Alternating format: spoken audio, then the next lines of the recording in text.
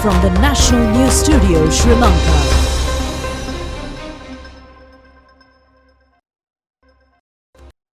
Hello there, good evening. Welcome to the National News Broadcast. I'm Niket Karunaratne together with Malsha Dharmavardhana. We'll start off with the headlines as usual. An additional $40 million assistance from the US government on the purchasing of fertilizer for local farmers and for other agricultural purposes. King Charles III of the United Kingdom assumes duties. People worldwide extend their respects to the late Queen of Britain. A special meeting for the speedy purchasing of coal to the Lakvijay power station. High speed brings death to 3 victims. A stern danger warning on Europe's largest power station. The Sri Lankan netball and T20 teams will compete in the finals of the Asia Cup tournaments tomorrow. The Road Safety World Series Legends tournament is to be telecast live over ChannelEye.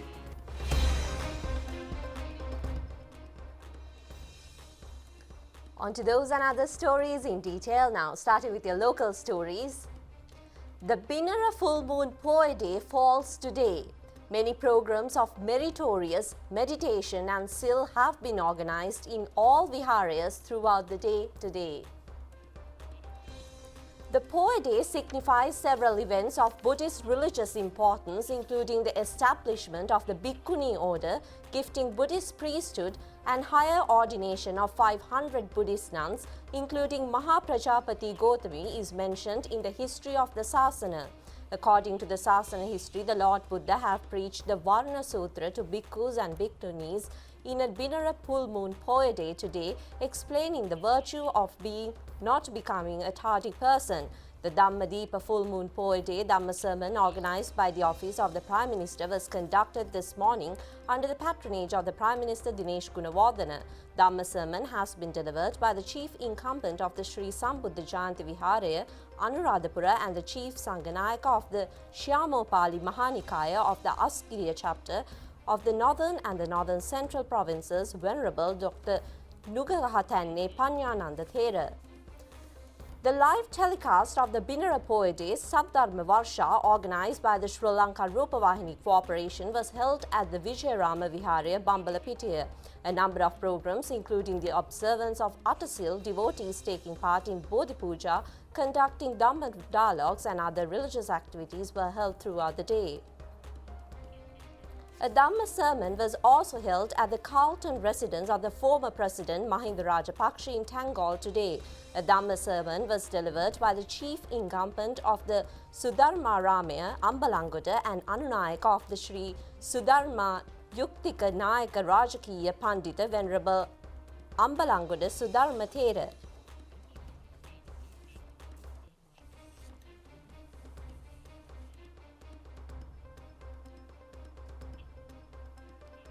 Meanwhile, the government of United States of America has taken measures to provide $40 million of additional aid on the purchase of fertilizer for local farmers and also for other agricultural purposes.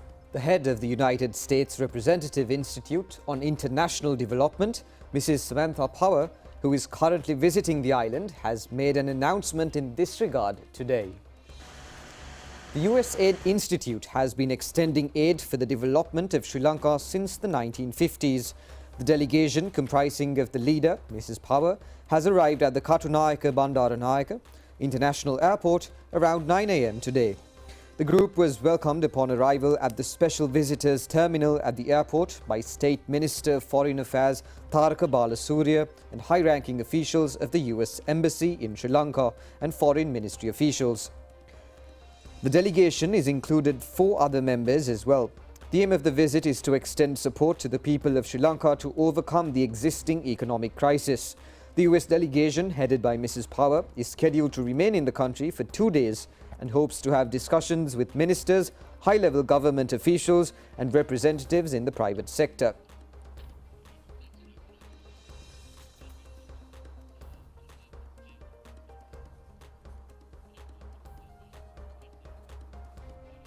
Now, the people throughout the world are extending their respect to the late Queen Elizabeth II.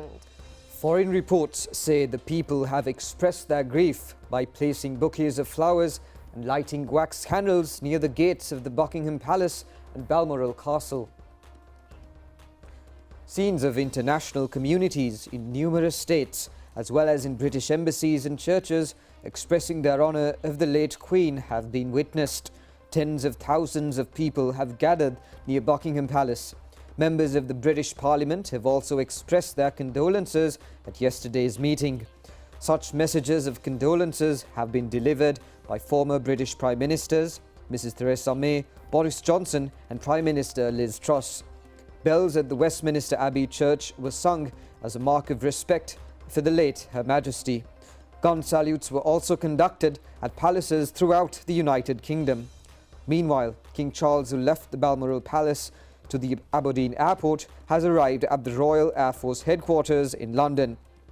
From this location, King Charles and Queen Consort Camilla were escorted in a motorcade to the Buckingham Palace. People in large numbers were lined along the streets where the royal couple had travelled. King Charles III, upon arrival at the Buckingham Palace, went to the people and shook hands with them and shared the sorrow of the demise of the Mother Queen.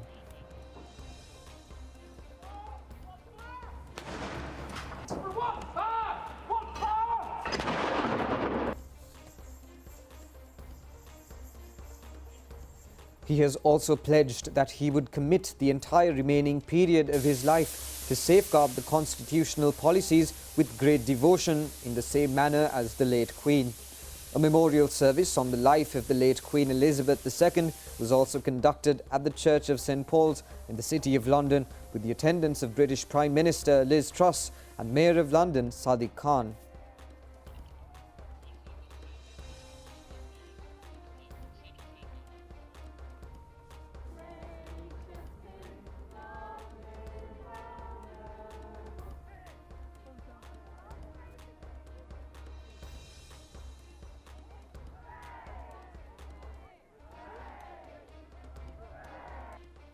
I speak to you today with feelings of profound sorrow. Throughout her life, Her Majesty the Queen Charles III has been proclaimed as king at a ceremony at St James Palace. Charles became king immediately following the death of his mother, Queen Elizabeth II, but a historic meeting formally confirmed his role.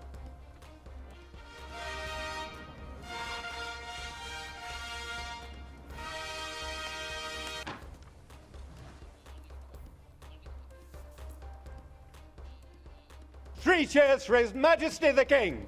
Hip hip! Hooray! Hip hip! Hooray! Hip hip! Hooray! During the Accession Council, the King approved the day of the Queen's funeral becoming a bank holiday, although it is not known when it will take place. It is the first time the historic ceremony has been televised. The King himself was not present to begin with, but he attended the second part of the ceremony to hold his first meeting of the Privy Council, the group of senior politicians who advised the monarch. Clerk of the Privy Council, Richard Tilbrook, proclaimed Charles, King, head of the Commonwealth, defender of the faith, before declaring God save the King. The packed room, attended by senior politicians, judges and officials who gathered in the state apartments of the palace in London, repeated back the phrase. Making his own declaration, the King said it was his most sorrowful duty to announce the death of his mother. He said, "I know how deeply you, the entire nation, and I think I may say the whole world, sympathize with me in the irreplaceable loss we've all suffered. It is the greatest consolation to me to know the sympathy expressed by so many to my sister and brothers." The ceremony was attended by 200 members of the Privy Council, including former Prime Ministers Boris Johnson, Theresa May, David Cameron, Gordon Brown, Tony Blair and John Major. Later, applause and cheers of God Save the King broke outside St James's Palace before a crowd of thousands sang the national anthem. It was the decision of King Charles III to allow television cameras into the Accession Council for the first time to allow the public to view proceedings. The new king paid warm tribute to his mother, But this was the point when Charles began to look forward to his own reign. Before the Accession Council's ranks of senior politicians and public figures, King Charles dedicated the rest of his life to serving as monarch. It was a mix of ritual, ornate language, and constitutional practicality.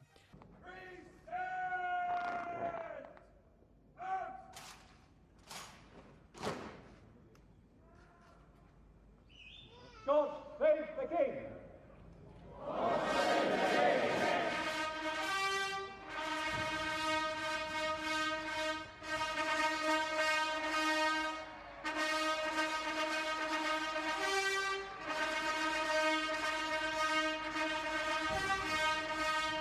Charles is now the head of the state, and here was the seamless and symbolic transfer from one reign to the next, with oaths and signatures. The inkpot used had been given to him by his sons, Prince William and Prince Harry. The announcements also confirmed that the day of the Queen's state funeral would be a public holiday, but here was the King publicly shouldering his new responsibilities, promising to follow in the Queen's example. It was the choreography of continuity. Prince Charles visited Sri Lanka on 3 occasions. First, the Prince visited in 1998 to attend Sri Lanka's 50th anniversary of independence. Then the Prince visited Sri Lanka in 2005 to see the areas affected by the Boxing Day tsunami, which occurred in 2004. The Prince visited Sri Lanka exactly on his 65th birthday for the Commonwealth Heads of Government meeting held in Colombo. This was his 3rd visit to Sri Lanka. Each one of us is here because of the hope and the trust we place in the Commonwealth to bring that touch of healing to our troubles and deliver the very best future for our people. Now, today is quite a historic day, with the new king being proclaimed in the United Kingdom. Now, this is accompanied by a lot of interesting rites and rituals. And to talk about this, we have with us senior journalist Mr. Prasad Dorangalage. So, Mr. Prasad, could you tell us a bit about today's proceedings? Yes, actually, as we saw in that previous news item, now it was a historic moment because the world saw such an event after 1952, because the last Accession Council convened to proclaim Queen Elizabeth II back in 1952. So after 70 years, we saw a proclamation event and the convenience of Accession Council. So it's really a historic moment. At the same time, we saw a number of rituals and various traditional events took place along with this event. And it was a very colorful event because we saw the guards, palace guards, special palace guard units with their very colorful costumes and standard trumpeters with their uniforms with color, the palace guard colors. And at the same time, as we saw in that previous news item, it was the first ever proclamation event or the Accession Council meeting that was televised. That decision was taken by King Charles III to allow the whole event to be televised. So that was also one major historical moment. And at the same time, now this is the first Accession Council convened after 70 years. So we saw 718 members took part in this council. This Accession Council consists of several bodies. First with the Privy Council, the largest body is the Privy Council. That was the senior politicians who advised monarch.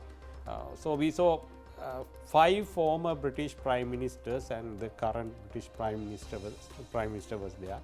And at the same time, we saw Lord Mayor of London and judges and other officials. They were the participant of this Accession Council. At the same time, all these things happen according to the 321 years old Parliamentary Act of Britain, the Act of Settlement that was adopted in 1701. According to that act, according to the provisions of that act, the Accession Council convened. And at the Accession Council, first the death of the Queen Elizabeth II was announced. Then the proclamation statement was read out. Then the proclamation statement was signed by the members of the royal family and Prime Minister, Lord Mayor and Archbishop of Canterbury and other senior officials. Then the King Charles III, he addressed the council. He made a brief statement. He praised his mother's the role as the previous monarch and her service to the Great Britain as well as to the whole world, and he promised to keep on that path. That was the main idea of his speech, the summary of his speech that he made in the proclamation event. So after the proclamation, the council was over. The proclamation statement was read out from the St. James Palace, and there were two proclamation events took place in London, and King Charles III, he only took part the second council that convened at St. James Palace in London. So after the whole event, the new king, the Queen and the other royals went back to the Buckingham Palace. Then later they departed for Scotland to attend special prayer service at the Balmoral area. So now it was over. Now the United Kingdom has a new king, and he has there are major challenges in front of him, because he has to face the new challenges, because Queen Elizabeth II, she sails through many turbulent eras of the history. Now the King Charles III, he has to face the modern day challenges and sail through these turbulent period in the future and safeguard the British monarch. Right. Thank you, Mr. Prasad. So let's move on to further stories now, continuing with local news. President Ranil Wickremesinghe has paid last respects to the remains of the late mother of the Speaker Mahinda Yapa Abeyewardene today. The body of Mrs. Nandavati Hettiarachchi lies at the Markandara residence in Mathura. The funeral will take place at the Mathura crematorium at 5 p.m. tomorrow.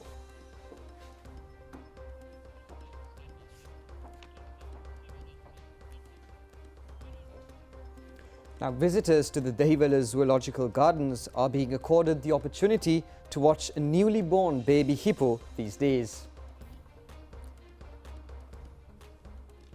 The male baby was born to the parents Nella and Hugo-Nile hippopotamus of the zoological garden recently. The significant event enabled spectators to rewatch pair leopards being subjected to extinction throughout the world. The couple of animals named Pandu and Safari were earlier staying at the Pinnavala Zoological Gardens. Large groups are reported to be visiting the zoo with the commencement of the school vacation.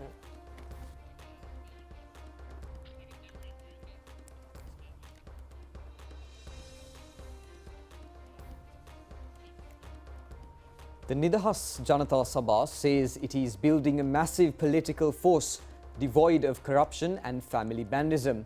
Members of the Sabha have expressed their opinions in this regard at a seminar in Kandy today. The event has taken place in Katugastota in Kandy this morning with the participation of Kandy district representatives of the Nidahas Janata Sabha. Now, talks were conducted yesterday over the expeditious supply of coal to the Lak Vijaya power station. The meeting took place between the Minister Kanchana Wijesekara and officials and suppliers of the Ceylon Coal Company.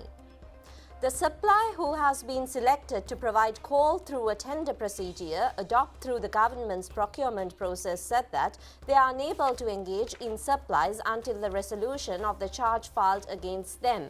This supplier was also reported to be the country who has given the lowest bid.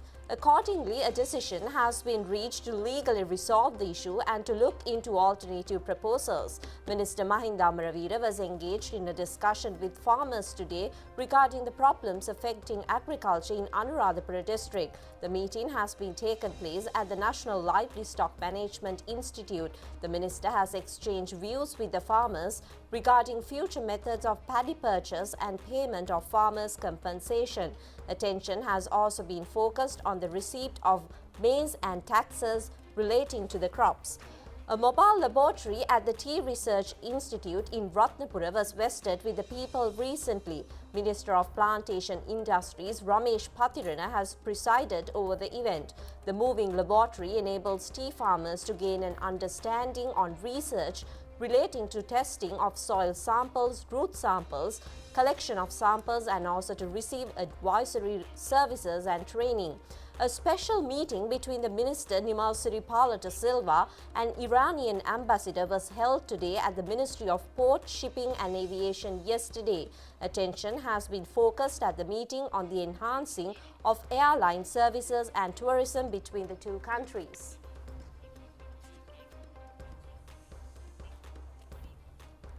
Minister Susil Premachayantha says classrooms in all schools from Year 10 to Year 13 will be turned into smart classrooms. He has made these remarks participating in a ceremony to vest with the students several projects at the DSA Nanayaka College in Colombo. The minister also said on this occasion that there are 50,000 classrooms in schools in the country, and out of this number 10,000 belong to classrooms from year 10 to 13. 156 classrooms of the DSA Nanayaka College, Colombo, have been transformed into smart classrooms. Accordingly, the DSA Nanayaka College has become the first and the only school in the island in which all classrooms have been turned into smart ones. The school is now equipped with Wi-Fi facilities covering the entire premises, a compost fertilizer project, and a fully fledged domestic shooting range.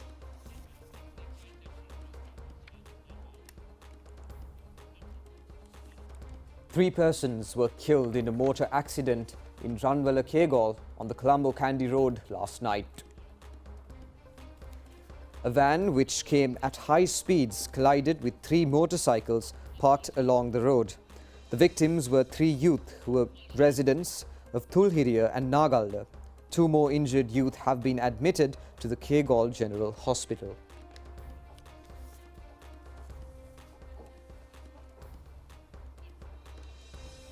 A special workshop on new technologies in surgeries relating to upper abdominal cavity was held with the participation of several surgeons of international reputation yesterday. A special feature of the event conducted at the National Hospital on Respiratory Disease in Valisara has been in the introduction of the latest methodologies to complete an operation within the minimum period of the upper and the new methodologies. The chief guest at this occasion was a Spanish national doctor. Training has been given to local surgeons on this occasion. Special physician and surgeon on the upper abdominal doctor said that the method is successful and it is performing operation within the shortest period. Now in further news, the Past Pupils Association of Melbourne at the DSA Nanayaka College has commenced a project with the objective of providing necessary medicine to the Apeksha Hospital. The program has been named as Ride for Apeksha. 100 cyclists are engaged in travelling a distance of 978 kilometres. 40 Australian cyclists are also included in the group.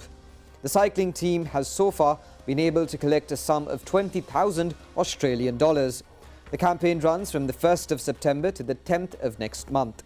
The organisers are inviting everyone to join this campaign by signing up on the website www.rideforapexha.com. rideforapiksha.org.au as a rider, runner or walker. Sri Lankans who lived overseas could also join.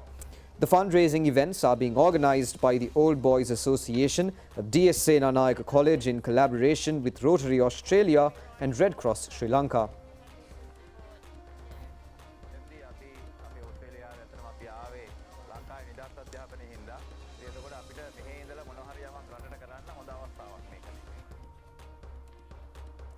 Many religious programs have been organised island-wide in connection with the Binara Full Moon Poya Day.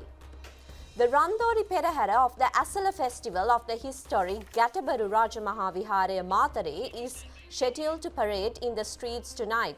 The festival will come to an end with tonight's Devol Mahadeva ritual and tomorrow's morning fire walking and noon almsgiving to the deities.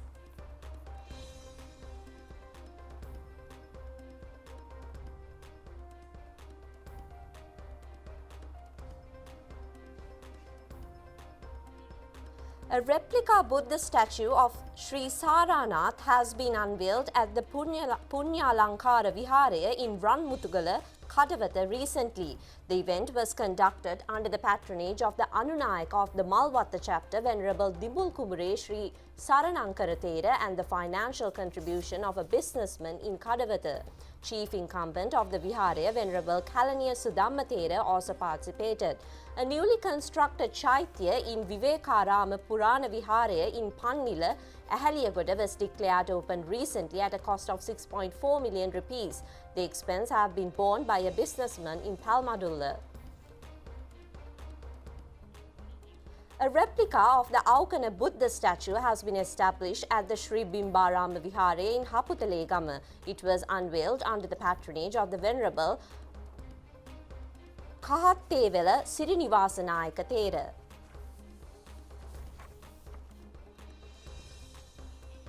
Several religious programs have been conducted at Dalada Maligava in Anuradhapura, invoking blessings to the country. The sacred relics were worshipped with the playing of Panchathuryanada music.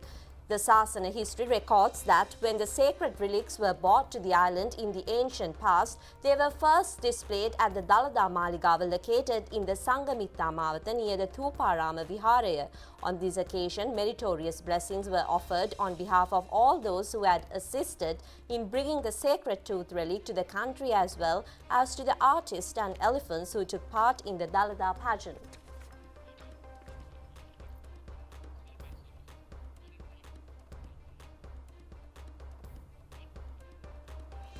That's it on local news. Coming up next is international news.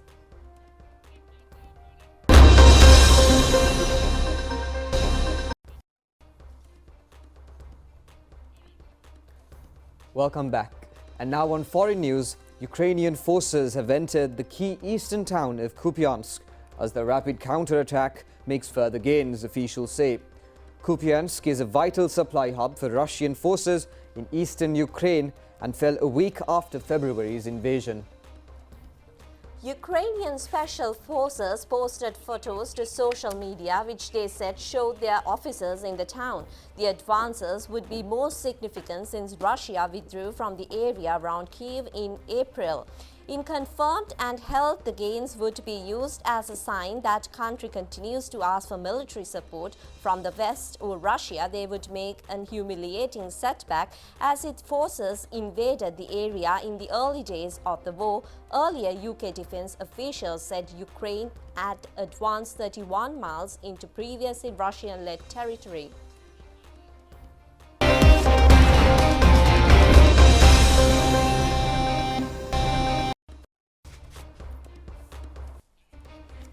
And in sports news, the finals of the Asia Cup cricket tournament between Sri Lanka and Pakistan will be held in Dubai tomorrow.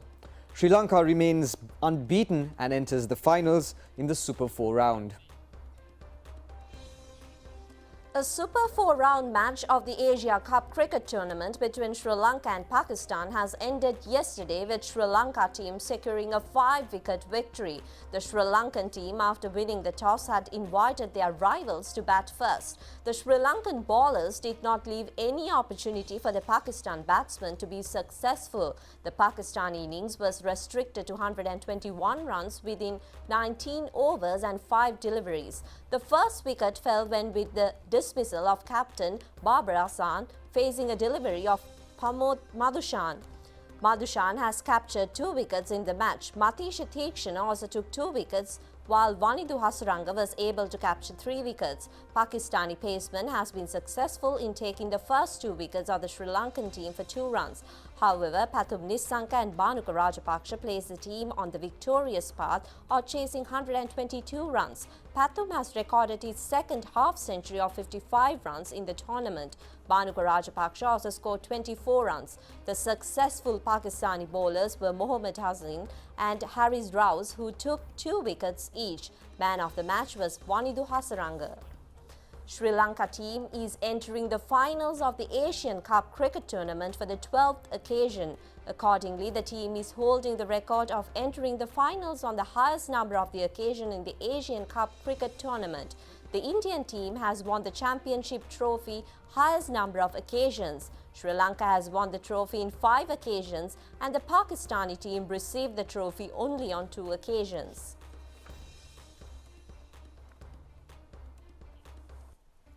Now, the Sri Lankan netball team has been successful in gaining eligibility to enter the finals of the Asia Cup netball tournament by beating the Hong Kong team today. The tournament is being conducted in Singapore. The Sri Lankan female competitors were engaged in attacking play since the beginning of the game and posed a strong challenge to the Hong Kong counterparts. Accordingly, at the end of the first half, the Sri Lanka team was leading 32-15. The Sri Lankan players have displayed their usual dominance and secure an easy 67-43 victory. A significant feature of the Sri Lankan team in the tournament was that they have entered the final as an unbeaten team.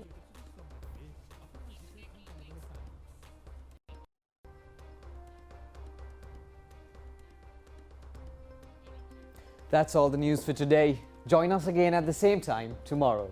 Good night. Good night.